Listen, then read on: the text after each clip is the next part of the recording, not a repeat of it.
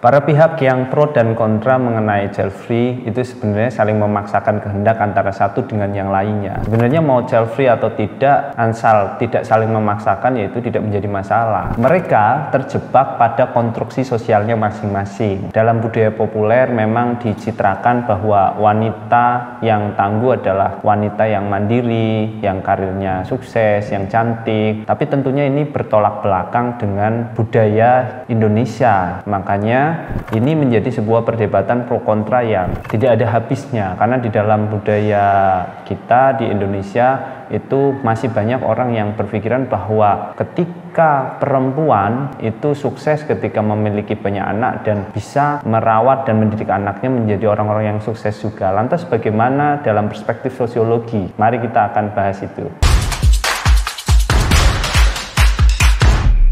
Hai sahabat sosiolog, pada kali ini saya akan membahas mengenai fenomena child free dalam perspektif sosiologi. Jika dilihat dalam perspektif sosiologi, maka child free ini bisa kita analisis dalam 6 aspek sosiologis. Yang pertama adalah mengenai perubahan sosial dari fungsi keluarga. Jadi ketika orang melakukan child free, maka otomatis akan terjadi perubahan sosial dalam fungsi keluarga. Yang pertama adalah fungsi reproduksi dari keluarga. Akhirnya di sana tidak terjadi yang namanya penerusan keturunan. Yang kedua adalah di sana terjadi disrupsi pendidikan. Karena orang yang memilih child free maka tentunya tidak punya anak, maka tidak ada fungsi pendidikan. Yang ketiga adalah disrupsi mengenai fungsi budaya. Orang yang memilih child free juga tidak akan melanggengkan nilai dan norma yang berlaku di masyarakat. Kenapa? Karena dia nggak punya anak, maka nggak ada yang diwariskan kepada generasi penerusnya.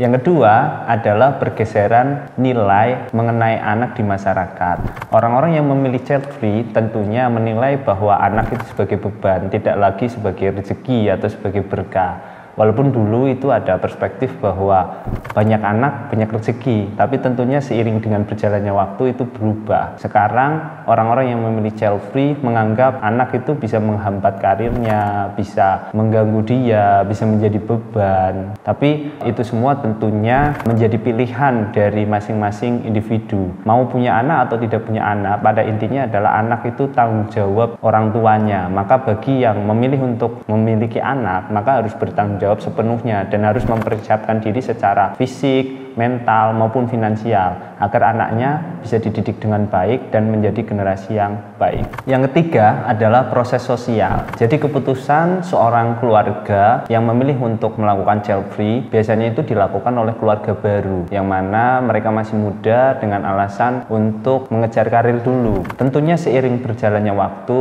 ini hanya merupakan sebuah proses sosial. Nantinya ketika keluarga baru ini menjalani proses-proses sosial yang telah mereka sepakati, tentunya ini bisa berubah keputusannya. Tentunya ini dipengaruhi juga oleh kondisi sosial di sekitarnya. Struktur pengetahuan mereka akan berubah, apakah tetap untuk bertahan pada child free atau mereka berubah ketika melihat teman, melihat saudara, atau melihat orang-orang lain yang memiliki anak dan perspektif mereka berubah dari tadinya anak itu mengganggu menjadi anak itu menjadi sebuah keberkahan atau impian bagi dia juga. Tentunya ini hanya proses sosial saja, jadi tidak perlu diperdebatkan panjang-panjang.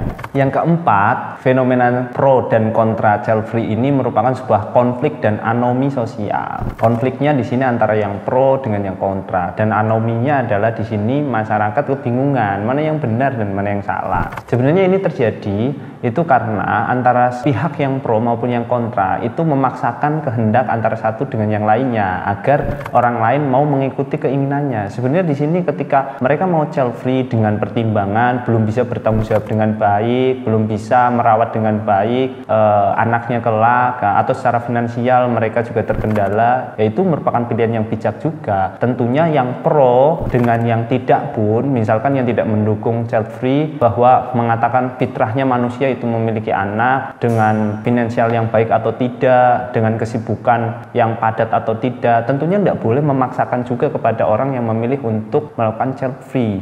Kenapa? Karena yang namanya kesepakatan sosial nantinya juga akan terjadi. Ini merupakan sebuah fenomena perubahan sosial yang tadinya belum ada budaya baru mengenai child free ini, kemudian sekarang ada. Nanti lambat tahun ini akan terjadi yang namanya kesepakatan sosial, yang mana tadinya terjadi yang namanya anomi sosial, nantinya akan ada norma baru yang menyepakati bagaimana sih caranya saling menghargai antara orang yang memilih untuk child free atau orang yang memilih untuk memiliki anak. Yang kelima, fenomena child free ini menunjukkan realitas kesetaraan gender. Jadi terjadi sebuah relasi komunikasi yang sangat egaliter dalam pasangan yang melakukan child free ini. Artinya mereka sama-sama memiliki hak dalam mengambil keputusan bersama, baik untuk karirnya maupun untuk memilih untuk melakukan child free itu sendiri. Tapi ini tidak menjadi sintesa dari bahwa pasangan yang memilih untuk memiliki anak itu tidak memiliki relasi yang egaliter juga. Di masyarakat juga banyak pasangan yang memiliki anak tapi memiliki relasi yang sangat egaliter.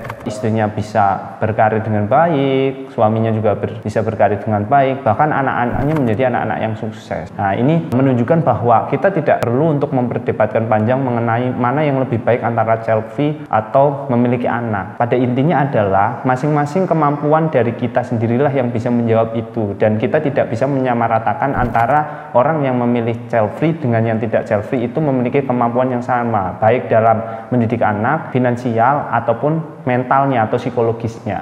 Yang keenam, child free bisa dianalisis menggunakan teori konstruksi sosialnya dari Peter L. Berger. Jadi konstruksi sosial yang terbentuk dari realitas yang dialami oleh individu yang menginginkan untuk melakukan child free, mereka tentunya karena sudah melampaui pengalaman-pengalaman yang dia alami ketika dia melihat kakaknya, ketika dia melihat orang lain atau temannya yang memiliki anak, terus kemudian karirnya jadi terhambat. Jadi dia merasa bahwa dengan memiliki anak itu akan bisa menghambat dirinya dalam berkarir atau membuat dia terganggu. Atau ada perspektif juga memiliki anak nanti akan bikin tua. Dia mungkin melihat orang-orang yang punya anak kok jadi tua, padahal banyak juga orang yang punya anak tapi nggak terlihat tua gitu. Nah, di sini konstruksi itulah yang akhirnya menjadi tereksternalisasi pada dirinya, sehingga hal itu dia yakini menjadi sesuatu yang benar. Kemudian itu terobjektifikasi, dia praktekkan, melakukan kesepakatan antara suami dan istrinya untuk melakukan child free. Akhirnya hal inilah yang terinternalisasi di dalam kelompok-kelompok yang menginginkan untuk child free. Akhirnya konstruksi mengenai child free ini menjadi sebuah narasi yang dipahami bahwa child free ini membuat orang-orang yang pengen mengejar karirnya tidak terganggu dengan anak. Yang kedua, orang-orang yang memilih child free ini akhirnya karirnya bisa bagus, cantik, awet muda, dan lain sebagainya. Jadi sebenarnya konstruksi-konstruksi ini dibangun oleh realitas subjektif oleh para orang-orang yang melakukan child free ini. Jadi bagi orang-orang yang kontra terhadap child free, tidak usah risau juga karena mereka melakukan konstruksi mengenai child free itu menurut mereka sendiri. Jadi itu realitas yang subjektif. Terima kasih telah menonton video ini. Jika kalian terbantu dengan penjelasan saya, jangan lupa like, share, comment, and subscribe YouTube channel Samsul Bahri MSO. Sampai jumpa di video selanjutnya.